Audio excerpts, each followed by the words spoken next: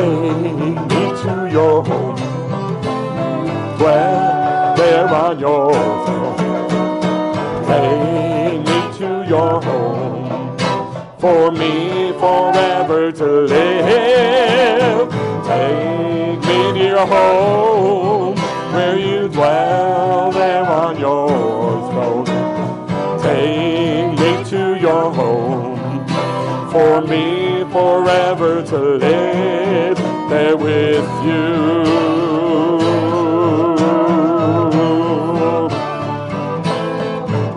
Every room of your house, every room of my heart, search with the light of your eye. Every motive you sift, every part. Your sons, you've seen all our bondage and heard all our cries. Take me to your home, where you dwell there on your throne. Take me to your home, for me forever to live there with you.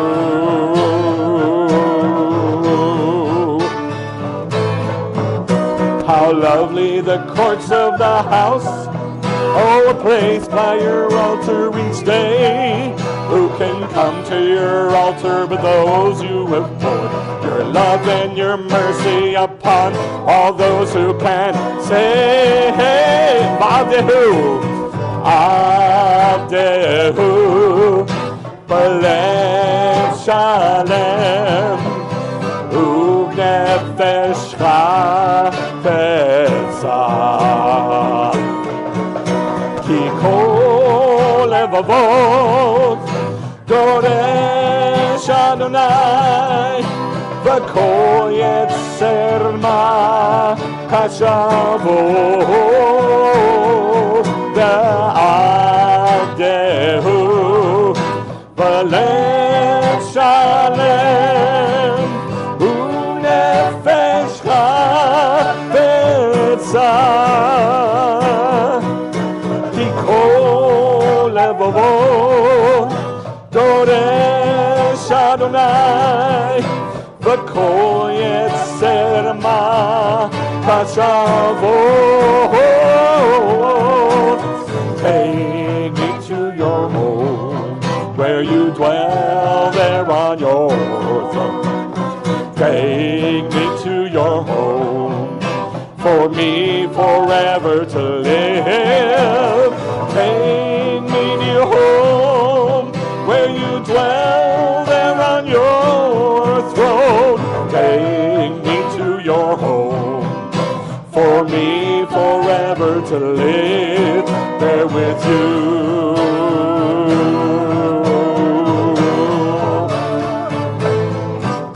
Every room of your house, every room of my heart, you search with the light of your eyes. Every thought, every motive, you sift every part of your sons. You've seen all our bondage, heard all our cries.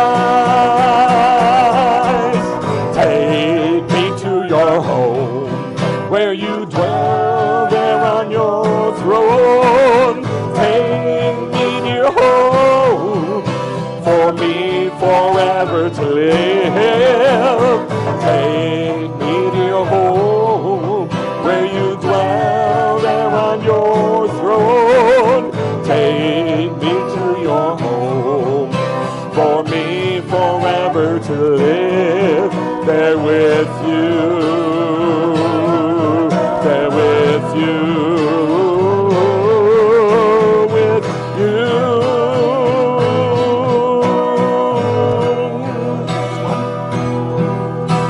I enter the holy of holies. I enter through the blood of the Lamb. I enter to worship you only. I enter to honor I am. Lord, I worship you. I worship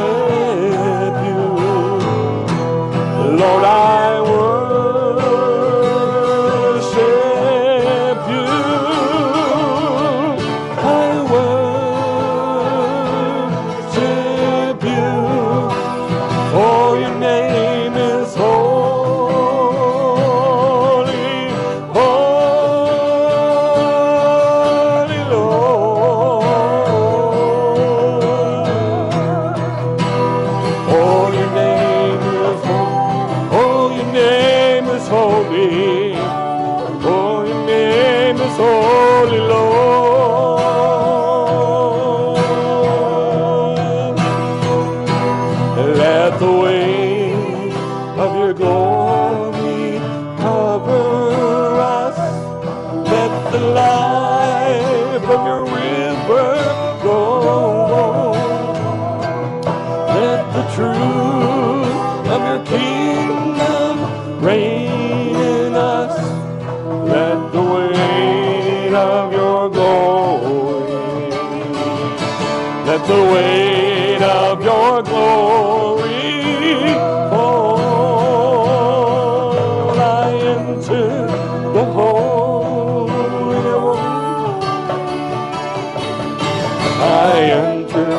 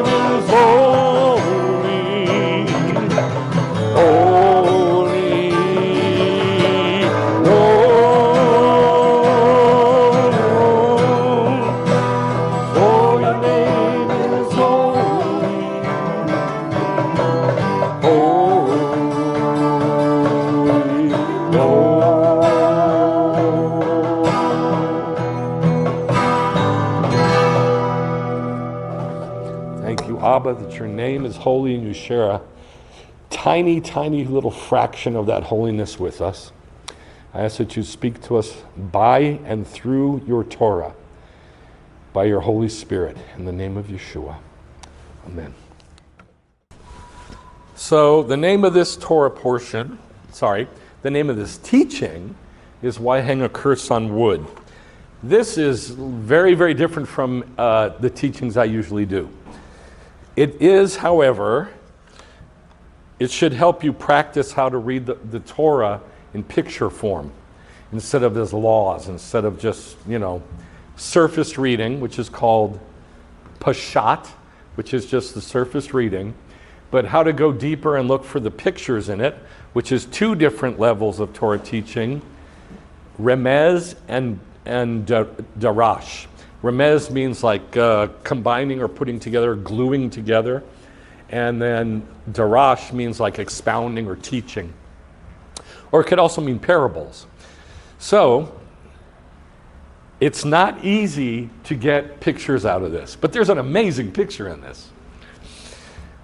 Now, if a person has committed a sin, this is how it reads in the scriptures. And this is from the Chabad.org site. So it's that translation, the Orthodox translation of the scriptures. But we're going to read it first how it just reads in English, okay? Now, if a person has committed a sin carrying a sentence of death, and he is put to death, and you hang him on a tree, his body is not to be left overnight on the tree, but you shall certainly bury him on the same day. For he who is hanged is cursed of God, so that you do not defile your land, which the Lord your God is giving you as an inheritance. Now, we could look at all different kinds of laws about how to do this and how this was done and how, God expected it to be acted out. But there's something so much more here, which is absolutely amazing. But you can't see it if you just read the text as is. Because when I read that, it's like, if this happens, and this happens, and this happens, and you do this, and you do this, then, okay? That's not how it reads in Hebrew, which we'll look at. If a man commits a sin for which he is sentenced to death, and he is put to death, you shall hang him on a pole. Now that's, again, from that translation. And that's the English, but I'm going to show you that's not what it says. It says something so much more broad and amazing, like doctrinal, like really cool. So in Hebrew, that says this: V'chi yiyeh v'ish chet. That's the word for sin, chet. Chet. That's the word for sin. Not transgression, not iniquity, just plain old sin. Like Al chet, right, at Yom Kippur. Well, actually, we do that every single morning, al chet. So, we're supposed to do that every single morning. So he says, V'chi yiyeh v'ish chet, mishpat mavet v'humat, v'talita oto al etz. Now, there's two words here that are repeated. You should be able to see that these are the same word. Mavet v'humat. That's basically the same root word. So I broke it down word for word, and this is what it says. V'chi, and if, yiyeh, it is, or it comes about, ba'ish, in man, chet. That's all it says. And if it is in man, sin. Doesn't that make it a heck of a lot more broad than if a man commits a sin for which he's sentenced, etc.? This is everybody, isn't it? Basically. And if it is in man, sin. And then it makes a statement about that. Mishpat mavet. Judgment is death. That's literally what it says. Genesis 1. Judgment is his is implied. Judgment is his death. Yes. With the word chet, I noticed that it kind of reads like chetma. No. You could say cheta. Cheta. But that's not what it, the aleph is silent. And I don't know why, but it is. There's like, right, why we put it there. There's 4 or 5 words that have a silent aleph on the end. Have no clue. I've never studied it. Don't know why. Yeah, I know there's some significance to that for it being there. Right. And if it is in man, sin. Now that is, there's no if about it. Right. That's just the way it is. And then it makes the statement, judgment is death. Mishpat mavet. V'humat. And he dies. Also, just a blanket statement that can apply to everybody and everything. Yeah? Yep. V'talita, and hang oto, him, al etz, on wood. So, who does and hang him on wood apply to? Every man. Every man. And that's what I'm going to show you, that this is not just like a law, oh, it applies to this and it doesn't apply to that. This applies to everybody, all the time, everywhere, forever. Why didn't they do that? All right, so don't ask me why they did something. I don't know. So a better translation is, if sin is in a man, judgment is death, and he dies. And you shall hang him on wood. That means everybody is to be hung on wood. That makes it sound like you hang him on wood after he's dead. That's why the coffins are wood. That is exactly right. Maybe. Doug just said, it makes it sound like you hang him on wood after he's dead. Right. That's exactly right. Sin, he dies, you hang him on wood. Right. Now, in the notes that I sent out, in the little message I put, I said we're going to be studying Jewish crucifixion. Yeah. What's up with that? Isn't that a weird title? Jewish crucifixion. And there's a lot of websites out there, both Jewish and Christian and Muslim, that use the phrase Jewish crucifixion. Isn't that strange? Yeah. I've never heard that before, but that's what it is. It's hanging the corpse on wood, Right. not hanging the live person on wood. Not in order to kill him. Right. Now that's part one of the verses we're looking at. Here's the second part of the verses we're looking at. But you shall not leave his body on the pole overnight. Rather, you shall bury him on that day. For a hanging one is implied. For a hanging one is a blasphemy of God. And you shall not defile your land, which the Lord is giving you. Now that's a regular translation. Here it is in Hebrew. Lo talin nivlato al ha'etz. There's a phrase you should recognize, on wood. Ki kavor tikbarenu bayom hahu. In that day. Bayom hahu. In that day. In that day. In the day of the Lord. Isn't that strange? To stick that in there. So that should tell us a clue about what this is about. Ki kilalat. This is the word for curse. Ki kilalat Elohim talui velo titame. That means to make unclean. Admatcha asher Adonai noten lecha. Admatcha, your land that the Lord gives you. Why does that phrase, bayom hahu, why is that in there? So that tells us a clue about what this is showing us. So I broke it down word for word. Lo talin, no remain, or don't let it remain. Nivlato. If you look this up, you're going to find that it's two different words. Shame and corpse. It's not just corpse, it also means shame. This is the word for shame. Nivlat. Nivlato, his shame, or his corpse.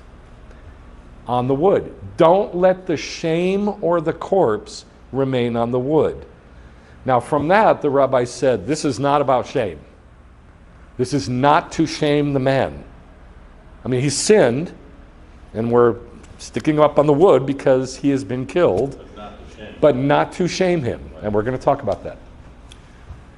Ki kavor, for bury or entomb, shall bury him. Tik barenu, for burying you shall bury him. Bayom hahu, in that day. So he's buried when? Now in the day of the Lord. In the day of the Lord. For kilelat, for cursing of Elohim, God, talui, one hung. Velo titame, and not defile or make unclean admatecha, the ground, your ground, asher Adonai noten lach, that the Lord your God has given you. So here's a better translation. His corpse shall not remain on the wood, or his shame shall not remain on the wood, for you shall bury him in that day. For a curse of God is one hung, and do not defile the ground that the Lord your God gives you.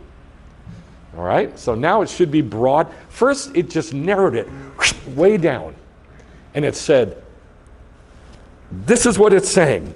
It applies to everybody, and it's like a very, very narrow scope. It applies to everybody, all the time, everywhere, forever, because all men sin. And now, it pushes it forward to the kingdom and relates that, I'll call it a law, for lack of a better term, that law applies somehow to the kingdom. You get it? You follow that? Okay. His corpse or his shame shall not remain on the wood, for you shall bury him in that day, in the day of the Lord. For a curse of God is one hung, and do not defile the ground that the Lord your God gives you. So here's a better translation of both parts. If sin is in a man, judgment is death, and he dies. And you shall hang him on wood. His corpse shall not remain on the wood, for you shall bury him in that day. For a curse of God is one hung. And do not defile the ground that the Lord gives you. Now here's an interpretation. This is a better interpretation, in my opinion. Sin is in all men. His judgment is death. And he dies. Would you all agree with that? I mean, that's pretty simple. So you shall hang every man on wood, because that applies to every man. You shall hang every man on wood. His corpse shall not remain on the wood, for you shall bury him in the kingdom, in the day of the Lord. Because a curse of God is the one hung, and do not defile the kingdom. That's the ground, or the earth, the day of the Lord that God gives you. Can you follow that? Okay. So, I mean, just the most basic thing is that sin is in every man. By the way, I would not suggest that you look this up on the internet. Like, don't type in verses about every man sins. You get a lot of garbage. You'll get a lot of garbage. You'll get all kinds of verses that have nothing to do with this subject. And a lot of them have the word law in it. All right, Proverbs 20, this is very simple. Who can say I have made my heart pure? I am clean from my sin.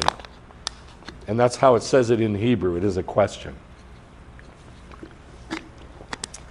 Ecclesiastes 7, for there is not a righteous man on earth who does good and never sins. Now in Hebrew this says, there is not a tzaddik, an ish tzaddik, a righteous man on earth. And yet the Bible says, Abraham was righteous, right? Job was righteous, and who else? Noah and Avraham. I said Avraham. Moshe was righteous. But it's talking more broadly because it says, and never sins. So obviously there's righteous folk. Question. Yes. When we're saying the sin is in every man, even the people that are considered perfect or calm, they're still Yes. sinning. People are tom perfect because they're doing Judaism. But as soon as we stop doing Judaism, we're no longer tom. Same thing with righteous. Righteous people are doing the right thing, doing Judaism. As soon as they stop, that can disappear. Okay, Romans 3, the one that everybody quotes, all have sinned and fall short of the kavod Yehovah. What does that mean? Fall short of the kavod of God. What does that mean? Everybody says that. Everybody quotes this verse. You see, every man has sinned. For all have sinned and fall short of the glory of God. What does that mean, fall short of the glory of God? Why doesn't it say fall short of God's appreciation or acceptance or something like that? What is the glory of God, the kavod of God? Righteousness. Yeah, it's righteousness. For all have sinned and fall short of glory. The glory of God, if you look up every verse on glory of God, what you find is that people die. A lot of them. And God's glory showed up and 25,000 people died. And God's glory will be seen in the valley of Har Megiddo, and 1 million people will die. That's Armageddon. Whoop. And there's all these verses where the glory of God shows up and people die. So the glory of God is, just like God's power and perfection that nobody can stand in front of. 1 Corinthians 15, for since by man death came, because in Adam everybody dies. Simple. Simple, and yet I just did it again this week. I have to keep explaining to Christians, to Gentile believers, what it means to be born again. They simply don't know. And I have to quiz them over and over and over again until they finally get in their head, until the next time we talk, I guess, that this is the verses that explain what being born again is.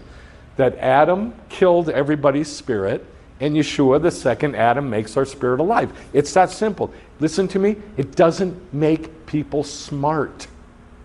It doesn't make them understanding of Scripture. It doesn't make them understanding of doctrine. It doesn't make them understanding of Israel, or that God is the God of Israel, or anything about the Torah. It doesn't make people smart. It simply makes their spirit alive. That's it. That's it. And it's very hard for us to get our heads wrapped around that, because we think if they're born again, then certainly they would. No, not true. It doesn't make people smart. 1 John 1, if we say we have no sin, we're liars, we're lying to ourselves, and the truth isn't in us. Everybody has sin. 1 John 1, if we say we have not sinned, we make him a liar, and his word isn't in us. Same thing. Okay, so sin is in every man. Now, sin brings death to all. 2 Kings 14. The son of the slayers he did not put to death according to the Torah of Moshe. The fathers shall not be put to death for the sons, and the sons shall not be put to death for the fathers, but each shall be put to death for his own sin. Everybody dies for their sin, just like the verse says. If sin is in a man, judgment is death, and he dies. That's just the way it is. Romans 6, again, back to Romans. And in chapter 6, for the wages of sin is death. The payment for sin is death. Jacob 1, but each one, I got it twice, I'm sorry. But each one is tempted when he's drawn away by his own, what? What is that in Hebrew? Yetzer. Right.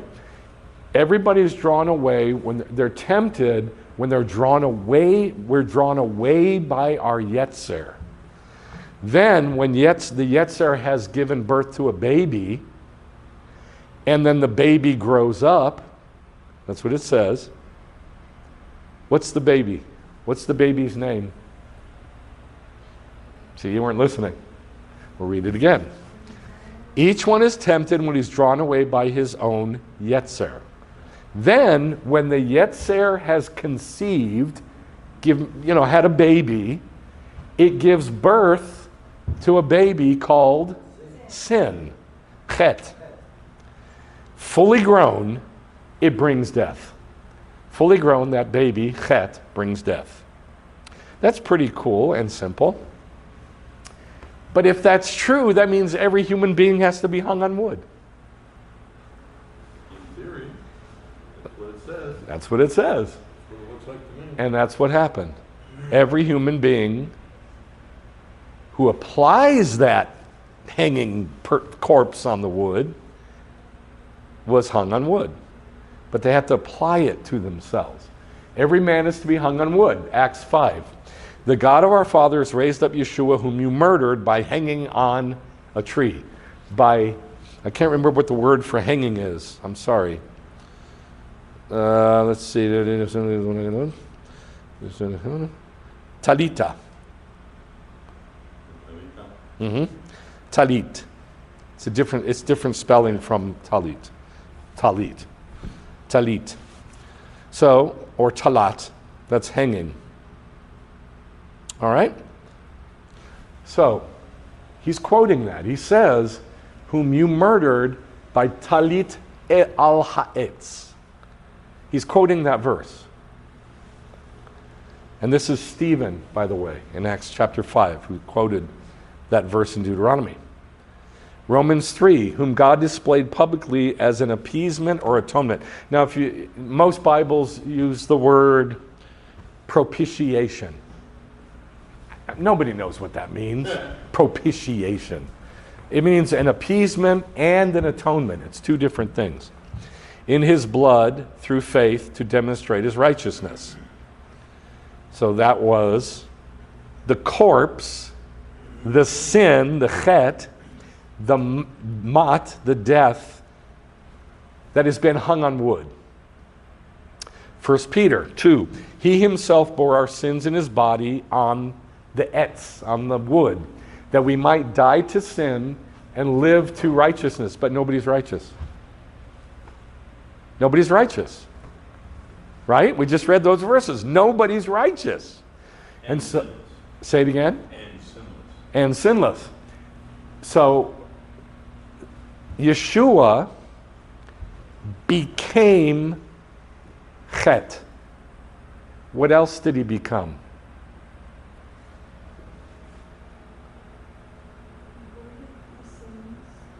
He became chet on the wood. Yes? What else? Death. No, not shame. No, not death. Well, he died, but no. He became something else in our verse. What did he become? Desires and sins. No. This verse. Oh, okay. What else did he become? Sins and death. Because it's a sin to death. And here. A curse of God is There you go. That's it. Kalala. Say kalala. Kalala. Kalala. Kalala. That's the curse. Remember a couple weeks ago when in Re'eh, when Moshe said, Look, I set before you the blessing, the baracha, and the kalala, the curse. The blessing if you what? No. If you listen to the mitzvot. There you go. If you listen to the mitzvot. And the kalala, the curse if you what? Don't listen. What? Don't listen. Gentlemen, open your mouths. If you don't listen and do the mitzvah. It doesn't say do. It's implied. It is implied, but It's there. I'm asking what the verse says. If you don't listen to the mitzvot, you get the kalala. If you do listen to the mitzvot, you get the baracha. So this said, any body, a corpse that hangs on the wood is a kalala. Yes? Yes.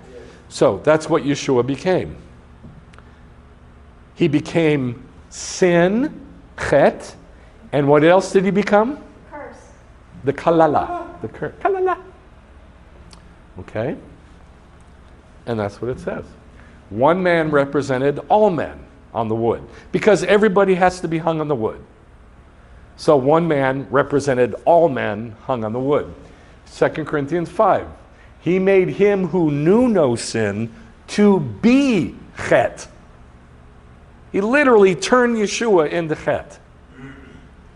So that we might become, there it is again, righteousness of God. Tzedakah. Galatians 3. This is the only one that everybody quotes in this whole teaching. In all of these concepts that we're looking at, this is the one verse that everybody quotes, and that's it. Messiah redeemed us from the curse of the law, the dot, having become a kalala. So what two things did Yeshua become when he died? Curse and sin. Not death. Curse Sin and curse. and the curse. Sin, chet, and kalala, the curse. Ki kilalat Elohim. Ki kilalat Elohim, for a curse of God, is what it says in our verse in Deuteronomy. Kilalat. Kilalat, not ot. Ot would be plural. But in this, it's kilalat, curse of. Yeah, I have the wrong letter there. It should be A probably. Kilalat. So it would not be plural? It's not plural. Okay. For a curse of God. All right. Messiah redeemed us from the kalala. In this case, it's the dot, the curse of the law, having become a kalala for us.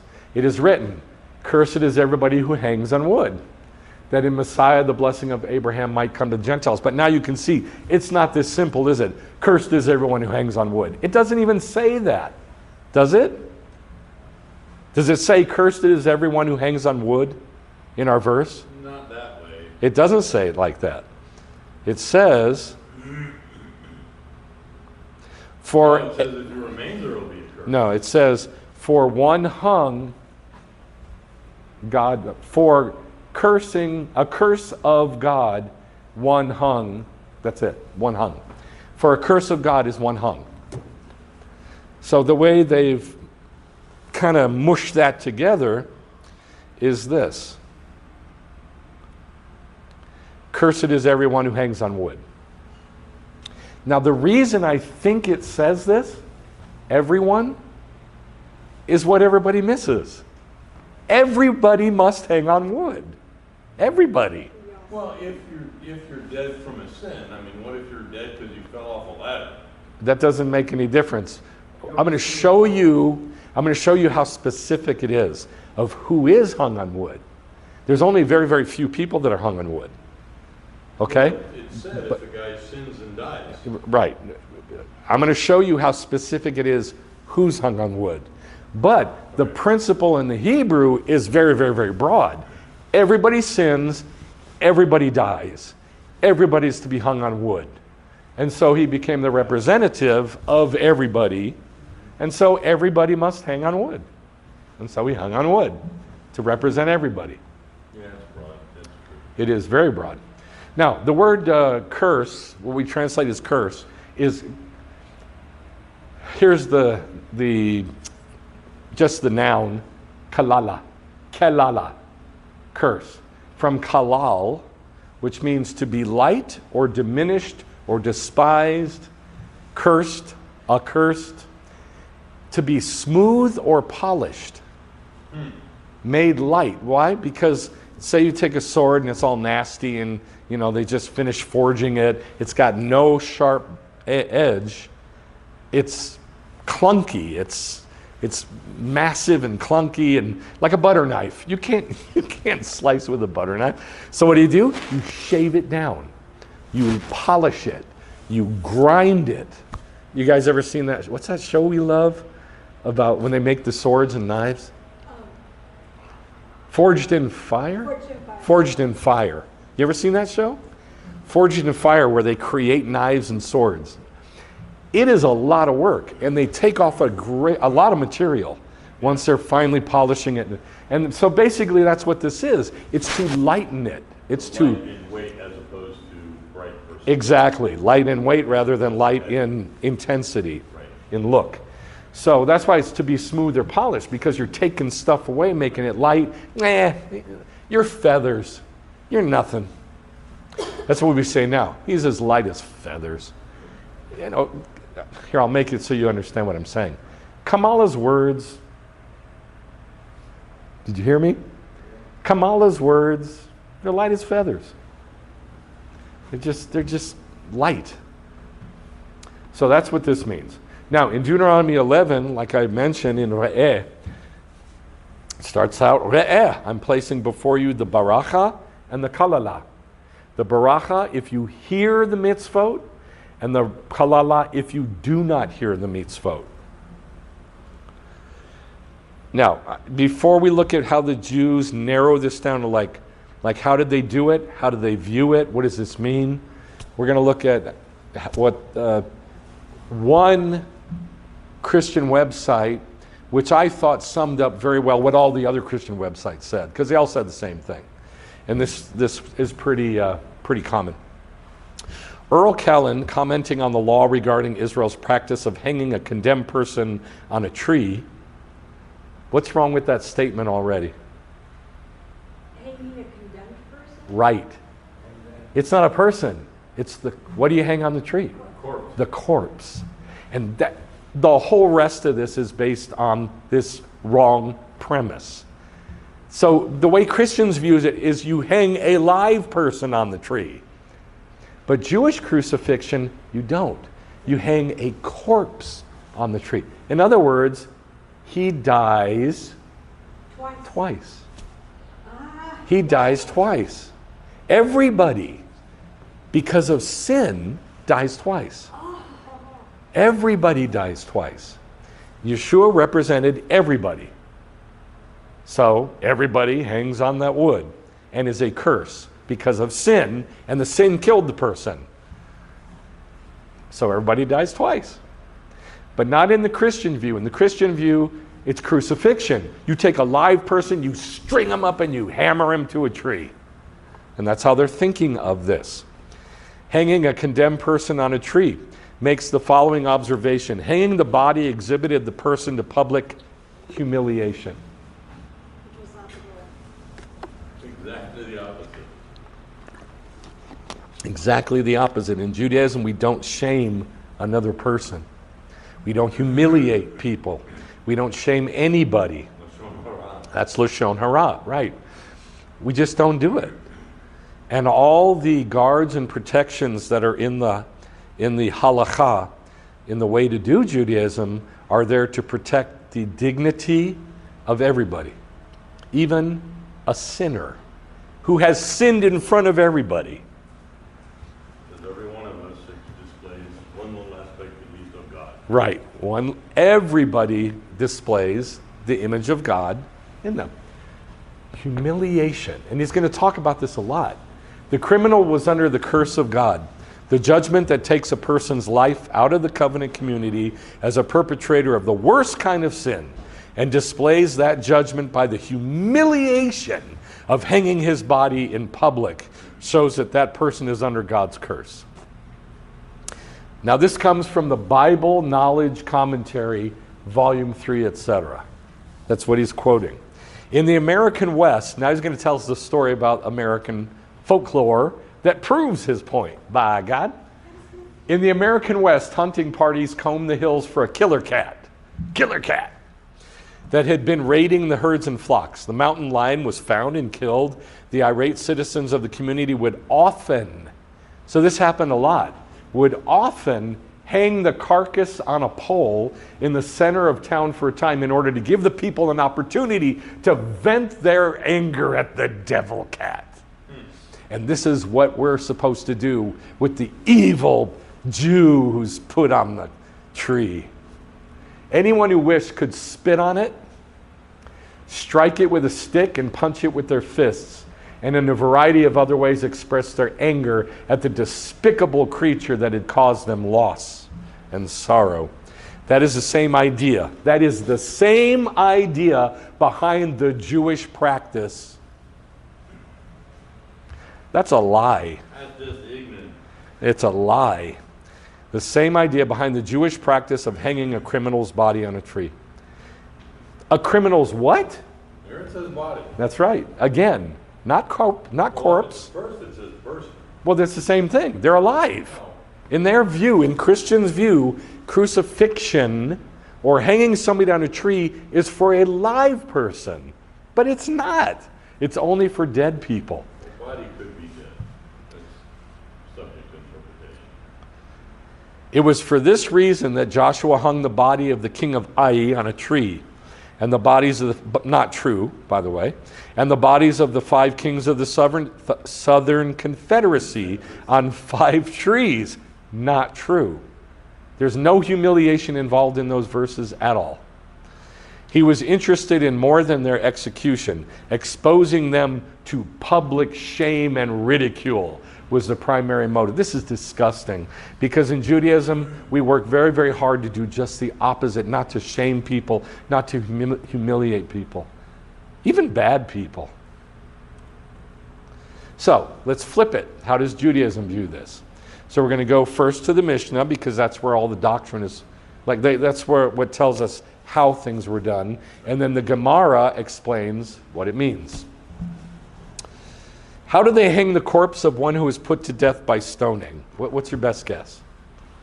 How did they hang the corpse of one who was put to death by what? Stoning. Stoning. It means he's already dead. By stoning. How do you think it was done? Just, what do you think? Rope? Like hang him high? What do you think? Well, I bet it wasn't nailed, and I'll bet it wasn't naked. It wasn't nailed and it wasn't naked. What do you think? Maybe had its face covered. I don't know. Okay. What about the cross itself? Or the wood or tree itself? No idea. Probably tied to the rope. You know, people argue about this all the time. Well, no, it was a stake. No, it was an L shape. No, it was a T shape. No, it was like a cross. Everybody argues about this. The Mishnah tells us what it is. There's no confusion about it. The confusion comes in because it wasn't done by Jews. It was done by Rome, which is a completely different thing. And they were definitely wanting public shame and ridicule for this disgusting Jew. That is exactly right. They flipped it on its head, and they did everything the opposite of Judaism in order to humiliate the Jew. How do they hang the corpse of one who was put to death by stoning? They sink a post into the earth, don't get excited yet, with a piece of wood jutting out, forming a T shape. Any confusion about that? Not at all. It's so clear. It's very specific. The appointee places the dead man's hands one upon another, ties them with rope, and hangs him by his hands. That's it. But remember, he's dead. Right. Rabbi Yossi says, well, no, the post is not sunk in the ground. Rather, it leans against a wall, and he hangs the corpse on it like butchers hang meat. So like, just like that? Yeah, like that. Oh, okay. Like this. For those of you who aren't here. The dead man hangs for only a very short time. And they immediately untie him. And if he was left hanging overnight, transgressed a prohibition that the Torah says. That is stated. His body shall not remain. His corpse shall not remain. That is to say, were the corpse left hanging on the tree overnight, people would say, why was this guy hung? Why was his corpse hung after he was put to death? And they would be answered, because he blasphemed God. Therefore, the name of heaven would be desecrated were their corpse to remain hanging, reminding everybody of his sin. So therefore, we don't want to what? Remind people of his sin. Even though he sinned. Which would be shameful. Which is shame, right. Rabbi Meir said the phrase, for he that is hung is a curse, a kilelat of God, should be understood like this. When a man suffers in the wake of his sin, what does the Holy One say? Now look at this carefully because you could get lost. I am distressed. Kalani. I am distressed. This is God talking. Kalani. I am distressed about my head or about my arm. Why is he saying about his head or his arm? Because that Jew is part of his body. It just put another part of, I'm distressed about my stomach. I'm distressed about my foot. It's just using body parts to say that Jew is part of God. And God feels it. That's Kalani related to Kalali? Yeah, it's the same word. Okay. Kalani is the same word as kilelat or a kalel. So distress and curse are kind of a... Yes, distressed and cursed are basically the same root. Distressed because you're cursed. Well, no. Remember what the word means. Hold on. To be light or diminished. Oh. So it's like I'm like, Right. I just, it's not heavy. It's like it's taken away some of me. Yeah. That's. So it's like he kind of, that person was cursed. I They feel less cursed than. themselves. So he kind of... I feel less. Yes. Feel less than. I feel less. That's very good. And remember, this is Hebrew. This is not English. Right.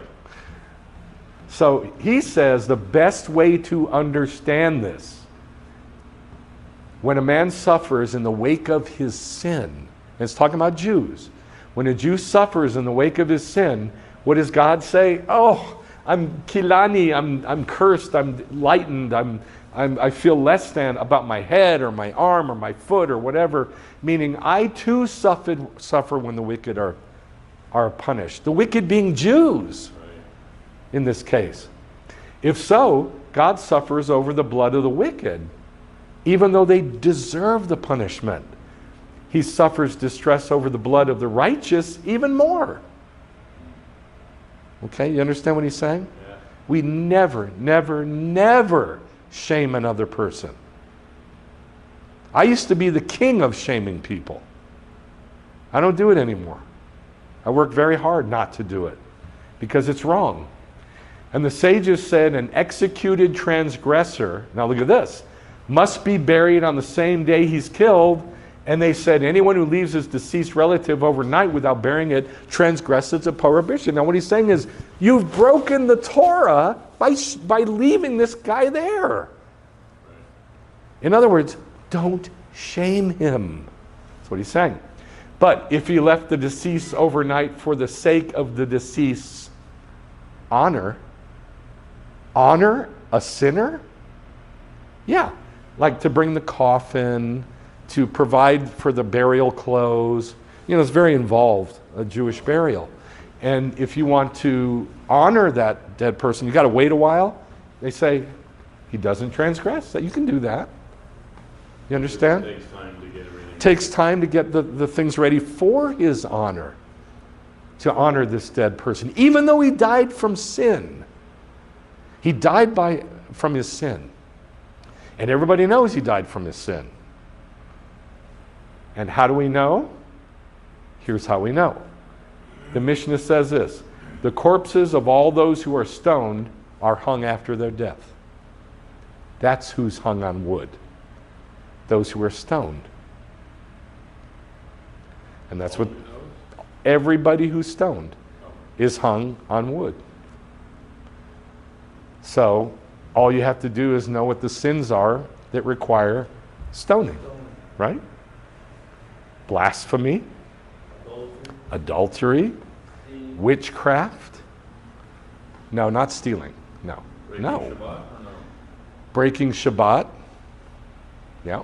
So it was only those that were put to death by stone, Yes. is what he's saying. That is what was done in Israel. That only those who died by stoning were hung on the wood. In other words, a sin that immediately leads to what? Death. To death. You steal something, you don't get stoned. What do? Well, yeah, because they didn't stone for every sin. That's right. We just listed what you get stoned for. There's only 4. So what if you? Yeah, if you steal, what do you? Like, lose your hand or your arm. No. What are you, a Muslim? That's what Muslims do. They chop your hand off. No, you have to pay back. Oh, that's right. Double, right? It's sometimes double plus 20%. What? Yeah, with interest. Yes, with interest. Sometimes, not all the time.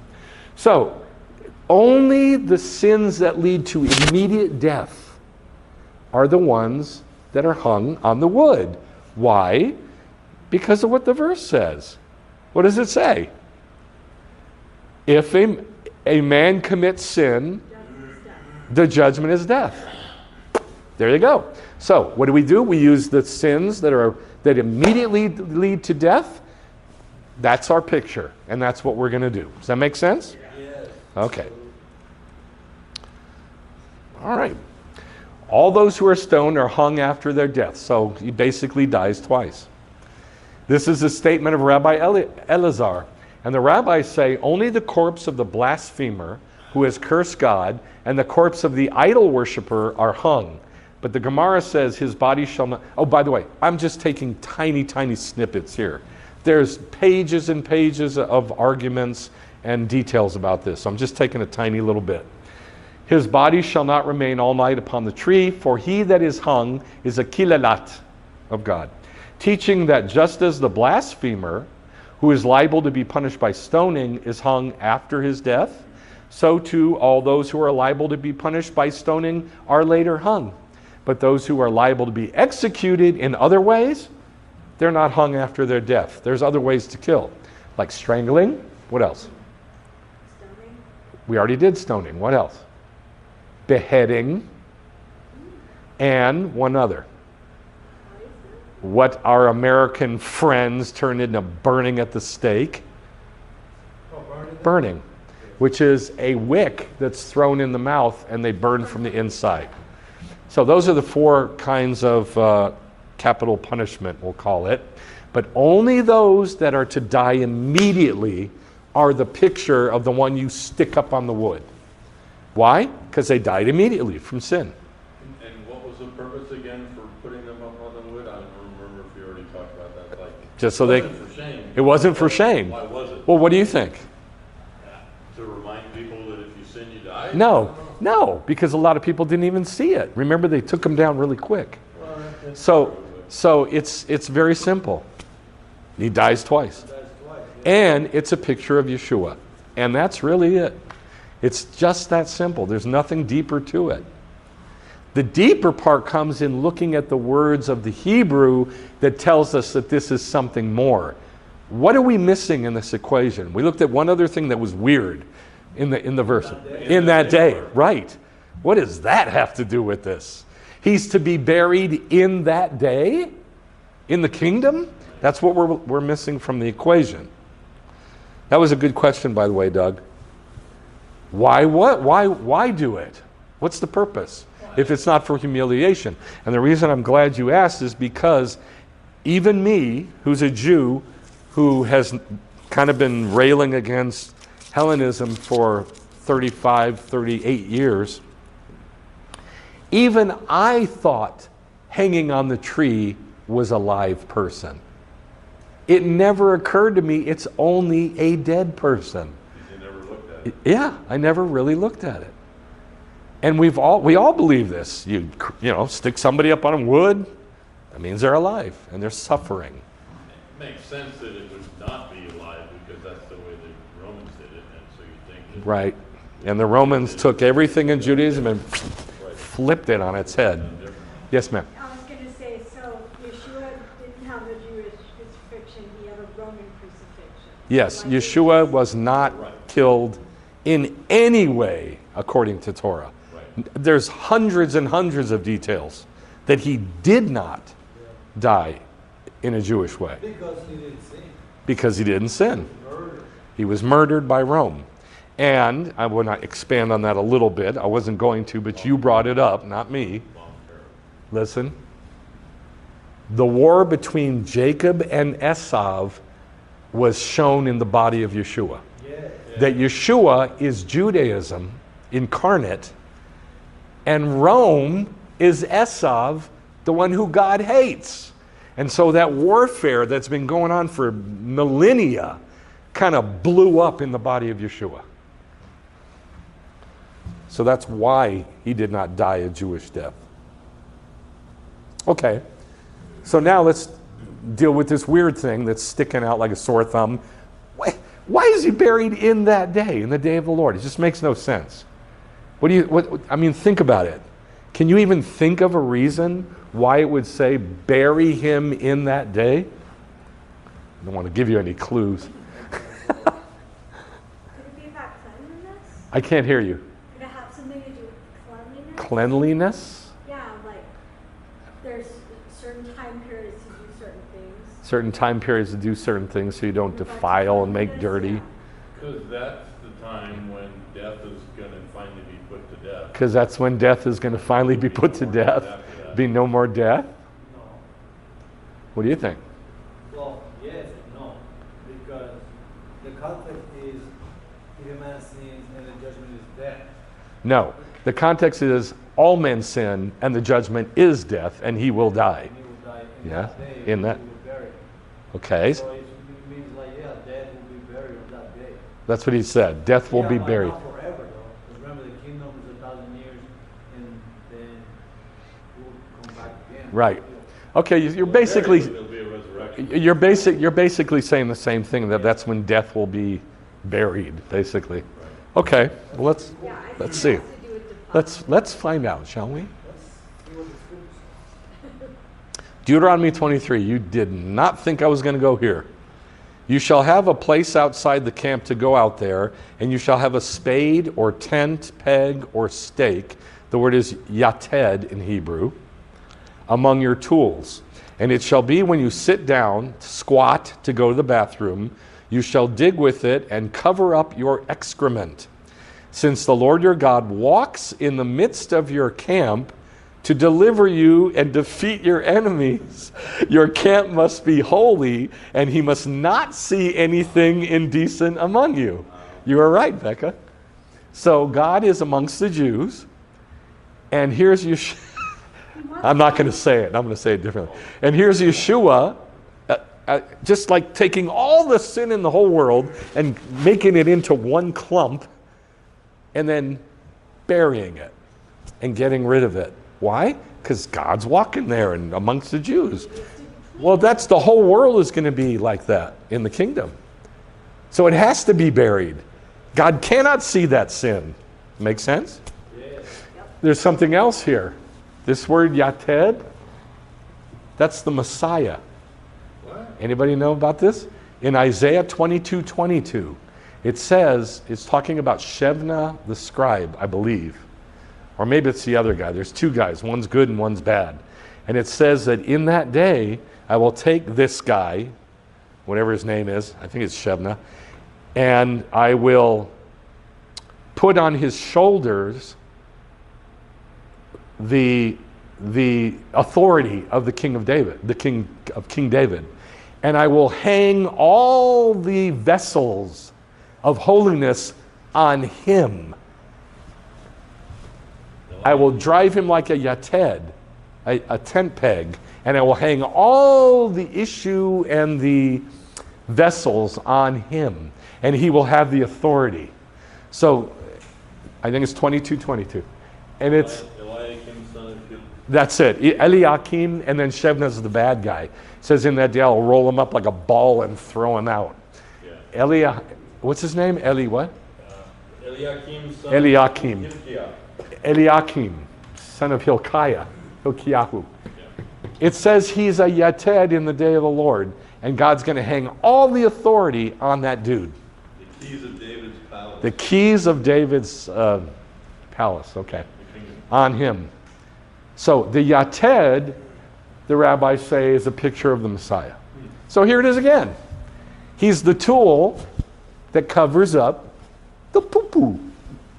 Isn't that cool? That's pretty cool. It is. In the day of the Lord. In the day of the Lord. Matthew 27. When it was evening, there came a rich man from, they say Arimathea. It's Ramat. It's a city in Benjamin called Ramat. A rich man from Ramat named Yosef, a disciple of Yeshua. He went to Pilate and asked for the body of Yeshua. Yosef took the body, wrapped it in clean linen cloths, and laid it in his own new tomb, hewn out in the rock. And he rolled a large stone against the entrance of the tomb and went away before the sun set and Hagamatzah began. And John 19 gives us a little more detail. Then the Jews, because it was a day of preparation, that means the day before Shabbat, so that the bodies would not remain on the wood on Shabbat, for that Shabbat was a high day. They would not remain on the wood on Shabbat. So therefore they have to do what? Take it down. They have to get it down quick. That's what it says in the Torah. At least they honored them enough to let them do that. Right, right. Isn't that amazing? This part Yeshua did fulfill, that they got him off the wood quick before the sun went down. Or at least, not overnight. Definitely that. Asked Pilate that they might be taken away. After this, Yosef Ramati came and took away his body. Nicodemus, anybody remember his other name in the Talmud? He's talked about in the Talmud. He was the second richest man in all of Jerusalem. You don't remember? Booni. Booni. Booni. Yes, sir. Booni. Booni. My sister. Also came, bringing a mixture of myrrh and aloes, about 100 pounds. That is a lot. Probably in a vessel like this. Probably like that. About 100 pounds of myrrh and aloes. So they took the body of Yeshua and bound it in linen wrappings, plural, with the spices, as is the burial customs of the Jews. Now they had to do this fast for two reasons: because Hagamatzah is coming, and number two, because they don't want to shame that dead guy, that dead Jew.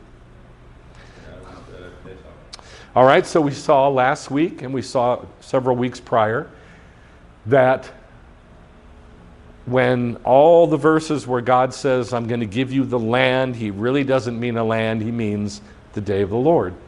And I really, really shrunk these verses down to just the basics. I swore in my anger, they shall not enter my rest. For we who have believed enter that rest. Just as he has said, I swore in my anger, they shall not enter my rest. A little repetitious.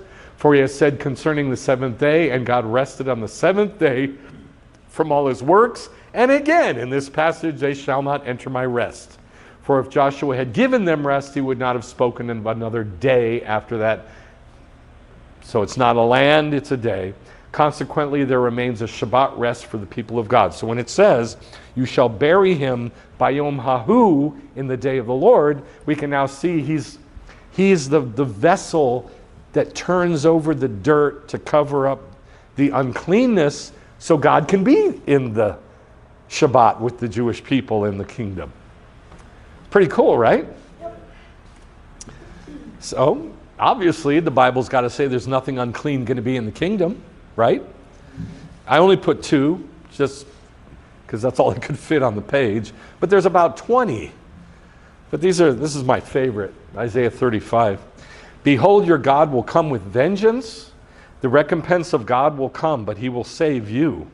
Then the eyes of the blind will be opened, and the lame will leap like a deer. For waters will break forth in the wilderness, and streams in the Arabah. A highway will be there, a roadway. It will be called the highway of holiness. The highway of Kedushah. The unclean will not travel on it. So then where are the unclean going to travel? they're not going to be there. There's not going to be any unclean. That's right. They'll be buried. But it will be for him who walks that way, and fools will not wander on it. There ain't going to be any unclean. Right. And that's what it says in Revelation 21. Say it again. They've already been done away with. Yes, and that's what the very first verse said. Behold, your God will come with vengeance. He's going to wipe all that uncleanness away. Revelation 21. Then I saw a new heaven and a new earth, for the first heaven and the first earth were gone. And I saw the holy city, New Jerusalem, coming down out of heaven, as a bride adorned for her husband. And I heard a loud voice from the throne saying, behold, the Mishkan of God is among men. Where does it say that in the Torah? That concept. Oh, when they were in the wilderness, when he said, Make for me a tent, and I'll dwell with Yes, you. yes, exactly. Ve'asu li mikdash v'shachanti betocham. Make for me a mishkan, and I will dwell among you. I'll dwell in you. Right. And that's repeated 4 times throughout the Bible after that, in the prophets. Behold the Mishkan and Leviticus and Deuteronomy. Sorry. The Mishkan of God is among men, and he will dwell in them, and they shall be his people, and God himself will be among them, and there will no longer be death. Why will there be no more death? It's been covered up. The poo's been covered up. And the city has no need of the sun or of the moon to shine on it, for the glory of God has lit it up. And the lamp is the Lamb, and the nations will walk by its light, and the kings of the earth will bring their glory into it. The kings of the earth, the Gentiles, will bring their glory into it. In the daytime, because there's not going to be any night there, its gates will never be closed, and they will bring the glory and the honor of the Gentiles into it, and nothing unclean. Nothing unclean. Can you imagine? I can't even imagine that. Nothing unclean, and no one who practices abomination and lying will ever come into it. They won't be able to. Oh, that's a big deal. The way it says, no one who practices Abomination and lying. Right. It's like those are the 2 biggest. Those are the 2 biggies. I thought the same thing. Abomination and lying are the 2 biggies. Why? This is saying a little bit more than what's on the surface. Because this world, the Olam Hazeh, this world, is called by the Jews Olam Sheker. Makes sense. Do you know what that means? Lies. Is it sheker? No. Sheker is lies. Sheker is lie. The world of lies. This is called Olam HaSheker, the world of the lie. It is a lie. Everything about this world is a lie. But the day of the Lord and the New Jerusalem is called Olam HaEmet, the world of truth. Makes sense. Yeah. So that's why it says abomination and lies shall ever come into it. No more nighttime, no more sleeping. I guess no more sleeping. I guess so. I forgot it says Yeah. daytime. No Well, more. hold on. Did you hear what he said? What? Sleep is a waste of time. That's exactly right. The rabbis don't sleep. Yeah. The ones who really, really, really are way up there, the tzaddikim, Sleep. 2 and 3 hours a night because all day and all night they're studying. Right. Who needs sleep? Who needs that? Apparently we don't need as much as we think. Yeah. Who needs that? Sleep when you die. All right, so let's go back to this verse that we looked at a couple weeks ago at Re'eh. The blessing, if you what? If you listen to the mitzvot. And the kalala, if you what? Don't listen to the mitzvah, all right? The blessing was then put on Mount Gerizim, and the curse was put on Mount Ebal. And where is that? Shechem. Okay, let's broaden it out. Where is it? In Benjamin's land? Let's broaden it out. Where is it? In Israel? Let's broaden it out. Where is it? Southern?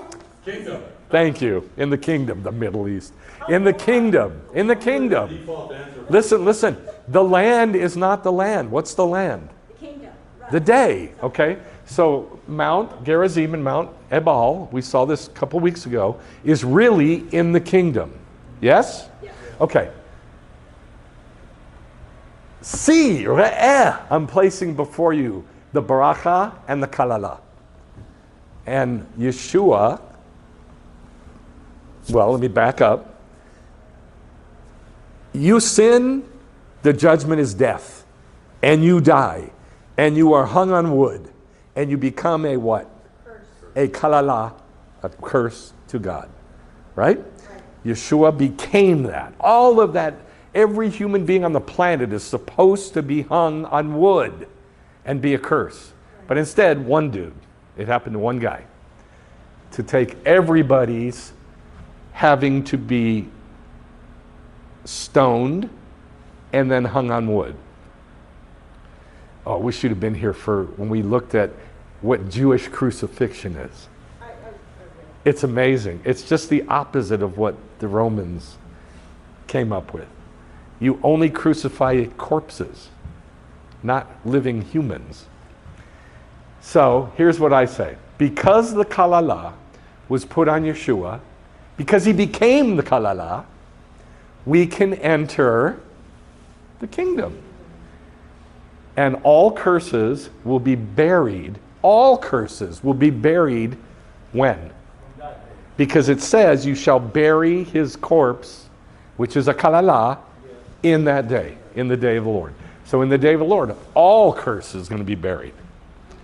I think that's amazing. So, better translation, we're going to go back to the translation and the interpretation. If sin is in a man, judgment is death, and he dies. And you shall hang him on wood. Applies to everybody on the planet. His corpse shall not remain on the wood, for you shall bury him in that day. For a curse of God is one hung, and you do not defile the ground that the Lord, your God, gives you. In his translation or interpretation, sin is in all men, his judgment is death, and he dies. So you shall hang every man on wood. His corpse shall not remain on the wood, for you shall bury him in the kingdom, the day of the Lord, because a curse of God is one hung, and you do not defile the kingdom, the day of the Lord that God gives you. Isn't that amazing? Just from that weird little Torah, that weird little mitzvah. So again, if it says every person, why do they only do it for those that were put to death by stoning? Because, remember I told you, because stoning, the sins that led to stoning were sins that led to immediate death. Oh. All the other sins, like you drag it on, you got to go pay a fine, you got to go That's before. how they interpreted this to mean that he died right away from the sin. Yes, the person died right away from the sin and was taken off the wood right away. So he's not humiliated. All right, that's it. That's it. Let's pray. Thank you, Abba, for this amazing, obvious revelation that we never saw. It's so obvious, but we never saw it because of the deception of what Rome did with the way you said to do it. And I ask, Father, that you'd clean our minds from that, about killing a live person, crucifying a live person on wood, and let us see that it's only a corpse, a shame that's hung. Only the shame, the corpse is hung on the wood and is immediately dealt with and buried. Thank you, Abba, for giving us atonement and for taking away all shame and taking away all death through Yeshua. And I ask that you'd continue to reveal your Torah to us in the name of Yeshua. Thank you, Abba. Amen. Shabbat Shalom.